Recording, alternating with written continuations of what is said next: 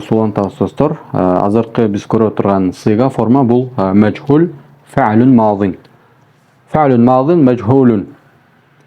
Нусира муфрад музаккар гаиб. Насара жардам берди, нусира жардам берилди. Жардам берилген муфрад жекелик сан, музаккар эркек жана гаиб. Муну кайталап олтурганга деле уже керек калбай калды деп ойлойм. Анткени биринчи сабакта görüp түшүнүп бүттүк окшойт. Нусира тесне музаккар гаиб. Эки киши жардам, эки кишиге жардам берилди. Эки кишиге деп туруп, мисалы биз ушинтип которуп, анан арабча момтип салыштырып көрсөк, мындай толук чыкпай калат мааниси. Бирок муну биз жардам берилди эки киши деп айта албайбыз да кыргыз тилинде. Эки кишиге жардам берилди. Эки эркек кишиге жардам берилди деп айтабыз, которобуз.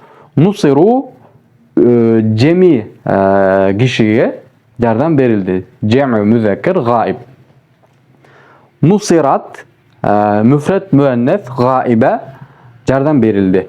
Bir ayal kişiye, üçüncü jak bir ayal kişiye.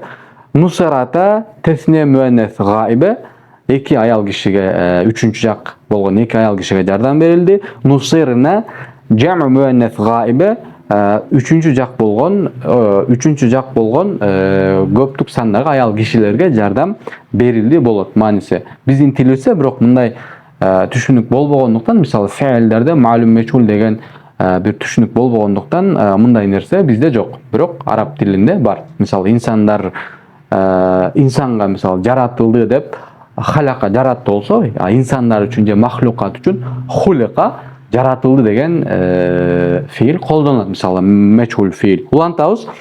Нусирта муфрад музаккар мухатаб. Сен сага жардам берилди.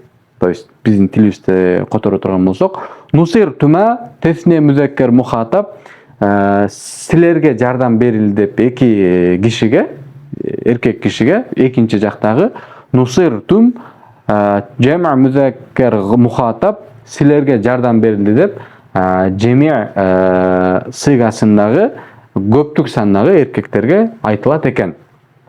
Нусир ты сен жардам берилдиң муфрад müennes muhataba, nusir tüme tesniye müennes muhataba, iki ayal kişiye silerge jardam berildi. Nusir tünne cema müennes muhataba, köptük sandagi ayal kişilerge silerge jardam berildi dep aytıla turgan, koldonuла turgan sıyga. Nusir tü maga jardam berildi. Antkeni nefsül mütekellim vahda, сүйлөп жаткан киши жалгыз өзү жөнүндө айта турган, колдоно турган сыйга болчу бул.